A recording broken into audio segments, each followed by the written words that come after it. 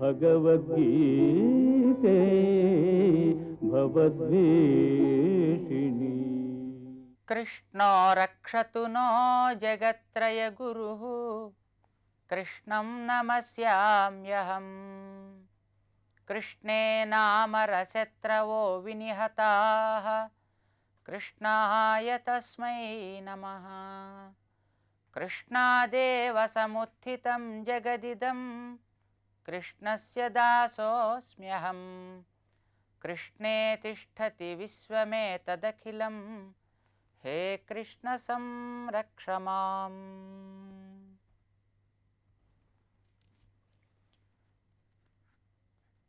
భగవద్గీత సూక్ష్మంగా ఒక్క శ్లోకంలో అనుసంధానం చేసుకోవడానికి వేదవ్యాస భగవానుడు మొదటి అధ్యాయంలో 14వ శ్లోకాన్ని ఇచ్చాడు. అది ఎలా అనే విషయాన్ని మనం జాగ్రత్తగా గమనించాలి. అది ఒక గొప్ప రథం. దానికి 4 గుర్రాలు పూంచబడున్నాయి. అవి తెల్లని గుర్రములు అంటాడు. గుర్రాలు ఎట్లాంటివైతే మనకేం కనుక పరిగెట్టేవి కావాలి, కానీ నిజానికి గుర్రముల రంగు చెప్పాల్సిన అవసరం లేకపోయినా శ్వేతైహి హయైహి అని ఒక పదాన్ని ప్రయోగించాడు. తెల్లని గుర్రములు 4 పూంచబడ్డాయి. దేనికి? మహతి స్యందనే స్థితౌ, ఒక గొప్ప స్యందనము, మహత్ స్యందనము అని దానికి ఒక విశేషణం వేశాడు. దాంట్లో ఉన్నారు కొందరు. ఏమిటి ఇవి రెండూ మనం తెలియాలి. హయం అంటే నడిపించునది అనర్థం. మనిషికుండే జ్ఞానాన్ని నడిపించే వేదాన్ని హయము అని అంటారు. అలాంటివి 4 పూంచబడ్డాయి, 4 వేదాలకి ప్రతీకగా. వేదములు ఏ రకమైనటువంటి భ్రమ ప్రమాద విప్రలిప్స అశక్తి దోషములు లేనివి కనుక అవి స్వచ్ఛమైనవి, తెల్లనివి, తెలుపు రంగు స్వచ్ఛతకి ప్రతీక కనుక ఈ గుర్రములు తెల్లనివి అని చెప్పబడ్డం ద్వారా 4 వేదములను గురించి భగవంతుడు మనకి చెప్పినట్టయింది. వేదవ్యాసుడు దాన్ని మనకి పరిచయం చేస్తున్నాడు. అయితే ఈ 4 వేదములు కూడా మనకి ఒక అక్షరంలో ఇమిడి ఉంటాయి అని చెప్పడానికి, అది ఓంకారం అని తెలపడానికి స్యందనము అది గొప్పది అని అంటారు. స్యందు ప్రస్రవణే అని సంస్కృతంలో ఒక ధాతు. అంటే జ్ఞానాన్ని నడిపించునది, జ్ఞానాన్ని ప్రసరింపచేయునది అని అర్థం. ఇది ఓంకారం.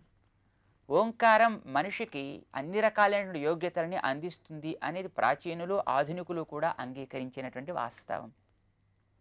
దీనికి 4 వేదములు కూడా మనకి జ్ఞానబోధకములుగా ఉంటాయన్నమాట.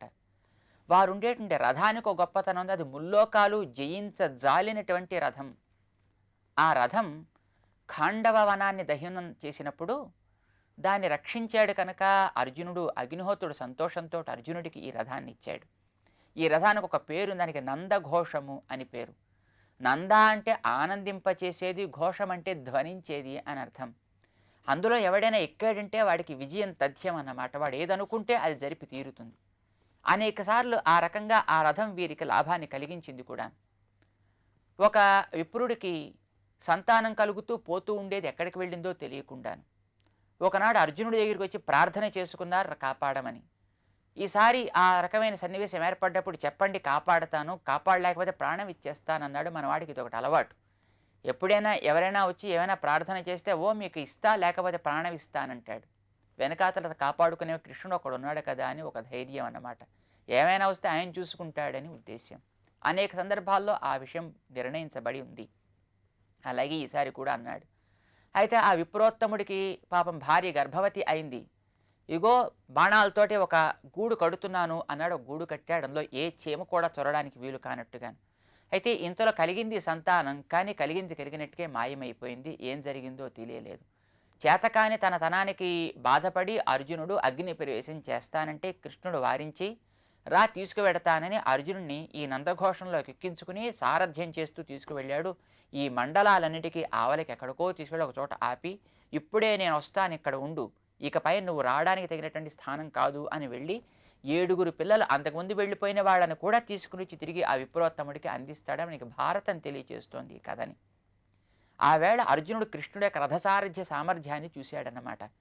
ఈ రథం కూడా ఎంత వేగంగా వెళ్ళిందో, ప్రొద్దున వెళ్ళినవాడు సూర్యాస్తమయం లోపల తిరిగి వచ్చి మళ్ళీ ఆ పిల్లని వాళ్ళకి ఇచ్చాడు అంటే ఎంత వేగంగా వెళ్ళి ఉండాలి ఆ రథం. ఎన్ని వేల మైళ్ళ వేగంతో వెళ్ళి ఉండాలి.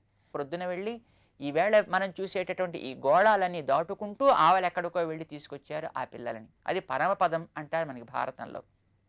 సరే ఏదైనా కావచ్చుగాక, ఎక్కడికో వెళ్ళి తీసుకుని వచ్చాడు.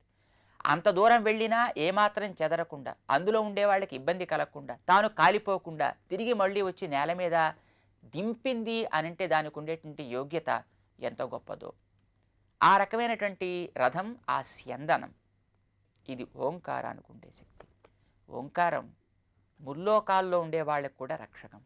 ముల్లోకాలేవి ఇహలోకం కానీ, అధోలోకాలు కానీ, పైనుండేటిని పరమపదం దాకా కలిగిన ఊర్ధ్వలోకాలు కానీ, లేదా 3 రకాల జీవులు అని అంటారన్నమాట. మనమంతా ఇక్కడ కర్మచేత బంధించబడ్డటువంటి జీవులం. విడుబడ్డ జీవులు కొందరున్నారు, ముక్తులని పేరు. ఎప్పుడు భగవత్ సన్నిధానంలోనే ఉండేటువంటి నిత్యసూరులనే కొందరున్నారు. 3 రకాల జీవవర్గానికి కూడా రక్షకమైనటువంటిది ఓంకారం కనుక అది మహత్ స్యందనము అని దానికి పేరు. ఇది 4 వేదాల చేత సారభూతంగా ప్రతిపాదించబడ్డటువంటి ఒక అద్భుతమైనటువంటి అక్షరం. వేదాన్ని తలలో ఇమిడ్చుకోగలిగి తలలోంచి బయటికి తేగలిగినటువంటి ఒక పేటిక లాంటిది అనమాట. ఒక మంజూషిక అని అంటారనమాట. ఇది ఓంకారపు గొప్పతనం. అయితే ఓంకారం ఏం చెబుతుంది అనే దాంట్లో లోకంలో రకరకాలైనటువంటి వాద వివాదాలన్నీ ఉన్నాయి. అవన్నీ ఎలా ఉన్నప్పటికీ కూడా ఇందులో మనకు ఒక అద్భుతమైన రహస్యం చెప్పాడు వేదవ్యాస భగవానుడు. వేదంలో ఆ, ఉ, మా అని 3 అక్షరాలు ఉన్నాయి అని మనం గతంలో అనుకున్నాం. అందులో ఆ అంటే ఏమిటో గతంలో మనం చెప్పుకున్నాం. ఆ అనేది కారణమైనటువంటి వస్తువుని చెప్పేది. కారణ వస్తువు పరమాత్మ, అకారం పరమాత్మ శబ్దవాచకము అని పరమాత్మని చెప్పేది అని అంటారన్నమాట. దానికి మన వాంగ్మయానికి భాష్యాన్ని రాస్తూ అంటే వ్యాకరణానికి మనకి అందిస్తూ పాణినీయ సూత్రాలకి వ్యాఖ్యానం రాసే సందర్భంలో దాన్ని చెబుతారు. ఆ ఇతి భగవతో నారాయణస్య ప్రథమాభిధానం అని అంటారన్నమాట. నారాయణుడికి ఉండేటువంటి మొట్టమొదటి పేరు ఆ అనేటటువంటి కనుక ఆ అంటే సర్వజగత్ కారణమైనటువంటి శ్రీమన్నారాయణుడు అని మనకు తెలుస్తుంది. మా అనేది 3వ అక్షరం. ఇది జీవుడిని తెలియచేస్తుంది. ఈ జీవుడు మా అనే అక్షరంతో తెలియచేయబడ్డానికి ఒక సంఖ్యా శాస్త్రం ఒకటి ఉంది. ఏమిటిది అంటే ఈవేళ మనం చూసేటటువంటి ఈ శరీరం 24 వస్తువులతో తయారైంది. జీవుడు ఇందులో ఉంటే ఇది పనిచేస్తుంది, లేకపోతే దీనికి శవం అని పేరు. కనుక జీవుడికి సంఖ్య 25 అని ఆ సంఖ్యాశాస్త్రకారులు చెబుతారన్నమాట. శరీరం ఏ 24తో తయారైంది అనంటే 5 భూతములు, మట్టి, నిప్పు, నీరు, గాలి, ఆకాశం అనేవి. ఈ 5ంటికి 5 స్వభావాలు ఉన్నాయి. మట్టికి వాసన వేయుట, నీటికి రుచిని తెలుపుట, నిప్పుకి రూపాన్ని చూపుట, గాలికి స్పర్శ తెలుపుట, ఆకాశానికి శబ్దాన్ని వినిపింపచేయుట అనేవి 5 లక్షణాలు, విషయాలు అని అంటారు వాటిని. ఈ 5ంటిని గుర్తించడానికి 5 జ్ఞానేంద్రియాలు ఉన్నాయి మన దగ్గర. దేహంతో పని చేసుకోవడానికి 5 కర్మేంద్రియాలు ఉన్నాయి. కనుక జ్ఞానేంద్రియాలు 5, కర్మేంద్రియాలు 5, 10, భూతములు 5, విషయములు 5, మొత్తం 20. ఈ 5, 5 + 10 ఇంద్రియాలను నిర్వహించేటటువంటి మనస్సు ఒకటి ఉంది, అది 21వది. వీటన్నిటికి వెనకాల బుద్ధి ఒకటి ఉంది, అది 22వది. దాని వెనక ఉండేటటువంటి అహం తత్వం అని ఒకటి ఉంది, అది 23వది. దీనికంతటికీ కారణమైనటువంటి బీజభూతమైన మూల ప్రకృతి ఒకటి ఉంది, అది 24వది. ఈ 24 కలిస్తే అది ఒక దేహం అంటాం. 25వ వాడు జీవుడు. దీన్ని ఒక్కొక్క అక్షరంతో సంకేతంగా ఏర్పాటు చేసి పెట్టారు మన శాస్త్రకారులు. ఆ 25ంటికి 25 అక్షరాలు ఉన్నాయి. క, చ, ట, త, ప అనే ఒక్కొక్క దాంట్లో 5 అక్షరాలు కలిగిన ఒక్కొక్క వర్గ. ఈ 5 వర్గాలు ఈ 5గా ఉండేటువంటి వాటన్నింటినీ తెలియచేస్తూ 25 వస్తువుని తెలియచేస్తాయి. అందులో చిట్ట చివరిది లోపల ఉండేటటువంటి జీవుడు కనుక పాప్ప బాబ్బ మా అనే మకారం జీవుడికి వాచకంగా మనవాళ్ళు చెబుతుంటారు. మకారం దానికే ఎందుకు చెప్పాలి? కా దగ్గర నుంచి ఎందుకు ప్రారంభించకూడదు? మకారం కాకుండా కకారమే జీవుడికి చెప్పి మకారం మరొకదానికి చెప్పచ్చు కదా అని కొందరు తెలివైన వాళ్ళు ప్రశ్న వేయొచ్చు. కానీ అక్షరాన్ని ఒక వస్తువుకి సంకేతంగా చెప్పేటప్పుడు కూడా అందులో ఉండేటువంటి స్వభావానికి అనుగుణంగా ఈ శబ్దంలో ఉండే శక్తిని బట్టి దానికి ఆ సంకేతాన్ని ఏర్పాటు చేయడం జరిగింది. ఇది సంస్కృత భాషకు ఉండేటటువంటి గొప్పతనం అన్నమాట. ప్రకాశించేటటువంటి ఆకాశాన్ని క అనే అక్షరంతో చెబుతారు, కనతి అనేటువంటి అర్థాన్ని ఇచ్చేట్టుగా. అలాగే వాయువుని గా అనే అక్షరంతో చెబుతుంటారు, గచ్చతి ఎప్పుడు ప్రసరిస్తూ ఉంటుంది కనుక. ఇలాగ ఒక్కొక్క దానికి ఒక్కొక్క సంకేతం ఉంది అన్నమాట. అలాగే మా కూడా, మా అంటే జ్ఞానం కలిగినది, జ్ఞానమైనది అని అర్థం. మన్ జ్ఞానే, మను అవబోధనే అని 2 ధాతువుల వల్ల తెలియబడుతూ ఉంటుంది. ఇది జీవుడికి మాత్రమే ఉంది. ఈ 24 వస్తువులుగా శరీరం ఏర్పడటానికి పనికొచ్చే వాటిలో దేనికి జ్ఞానం అనేది లేనేలేదు. జ్ఞానం అనేది కేవలం జీవుడి సొత్తు. జ్ఞానం కలిగిన జీవుడు ఇందులో ఉంటే 24 వస్తువులు పనిచేస్తాయి. జీవుడు బయటికి పెడితే 24 పడి ఉంటాయి, శవము అని దానికి పేరు పెడతాం మనం. అప్పుడు గుండె ఉంటుంది, అప్పుడు కళ్ళు అని మనం చూసే ఈ వస్తువులు ఉంటాయి, చెవులనే ఇవి ఉంటాయి, నాలుక ఉంటుంది, చర్మం ఉంటుంది. కానీ నిప్పుల్లో వీడిని తీసుకెళ్ళి వేసిన కిక్కురు మనడు, మరి మారు మాట్లాడు, భూమిలో పాతి పెట్టినా ఏమీ లాభం లేదు, ఏమి అనడు. కానీ ఇప్పుడు ఏదైనా కొంచెం వేడిగా ఉండే తాగితే అమ్మో అంటాడు, చల్లగా ఉండే తాగితే అమ్మో అంటాడు, గట్టిగా గాలి వేస్తే అయ్యో అంటాడు. ఇవన్నీ గుర్తిస్తున్నాడంటే జ్ఞానం వల్ల అది కలిగిన వాడు జీవుడు ఇందులో ఈవేళ ఉన్నాడు కనుక. ఇది తెలియచెప్పే అక్షరం మా అనేటువంటి అక్షరం కనుక మకారం జీవుడికి సంజ్ఞ. మా అనేటటువంటి జీవుడిని చెప్పే 25వ అక్షరం పంచవింశతి అని అంటాం కదా, ఇది చెప్పబడతాడని చెప్తారు. కనుక ఓంకారంలో ఆ అంటే నారాయణుడు, మా అనే అక్షరానికి జీవుడు అర్థం. ఈ ఇరువురికి ఉండేటువంటి సంబంధం ఒకటి ఉంది, దాన్ని చెప్పేది మధ్యలో ఉండే ఉ అనే అక్షరం. ఏవా అని అవధారణ అని అంటారన్నమాట. అంటే ఈ జీవుడు ఆ అనే పేరుతో చెప్పబడేటువంటి నారాయణుడికి మాత్రమే చెందినవాడు, ఆయన వల్లనే నడపబడేవాడు, ఆయన ప్రయోజనమునకే వినియోగించబడవలసిన వాడు అని అర్థం చెబుతుంది మనకి శాస్త్రం. అలాగే ఆ అనే అక్షరంతో చెప్పబడే నారాయణుడు కూడా జీవుణ్ణి తన సొత్తుగా కలవాడు, జీవుణ్ణి తన మంచి మార్గం నడపవలసిన వాడు అనే విషయం కూడా మనకి తెలుపుతుందన్నమాట. అంటే జీవుడి ప్రవృత్తులన్నీ కూడా ఆ అనే వాని యొక్క అధీనంలో ఉంటాయి. ఇప్పుడు కూడా ఇరువురు ఒకరిని విడిచి ఒకరు ఎప్పుడు ఉంటారు. దీపము కాంతి విడిచి ఎప్పుడైనా ఉంటాయా? పుష్పము పరిమళము విడిచి ఉంటాయా? విడిచి ఉన్నట్టు మనకు కనిపిస్తాయి, కానీ విడిచి ఉండవు.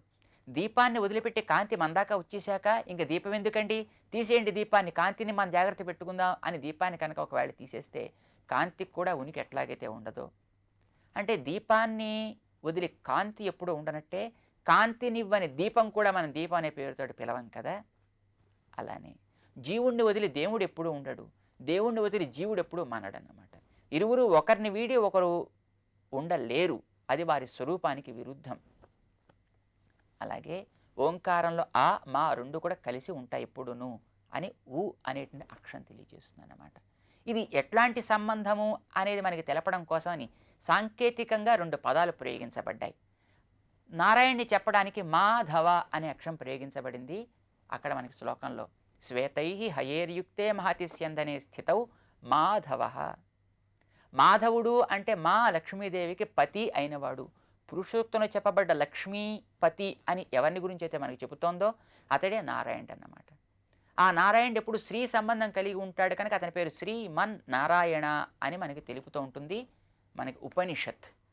కనుక ఆ అనే అక్షరంతో చెప్పబడేవాడు శ్రీమన్ నారాయణుడు మాధవుడు. ఇక మా అక్షరంతో చెప్పబడే జీవుడు ఎట్లాంటి వాడు అని చెప్పడానికి మనకి పాండవశ్చైవ అని చెబుతుంది. పాండవుడు అంటే పండా అంటే జ్ఞానం, జ్ఞాన సంబంధమైన ప్రవృత్తి కలిగిన వాడు కనుక అతని పేరు పాండవ అని అంటామన్నమాట.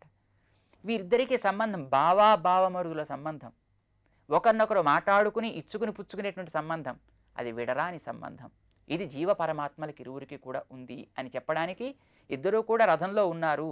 రథం మనకి ఓంకారం అనే విషయం మనం మర్చిపోకూడదు, అందులో వీరిద్దరూ ప్రతిపాదించబడుతుంది. అయితే ఎవరు ప్రధానం ఈ ఇద్దరిలో అంటే ఇరువురు మనకి ప్రధానమే.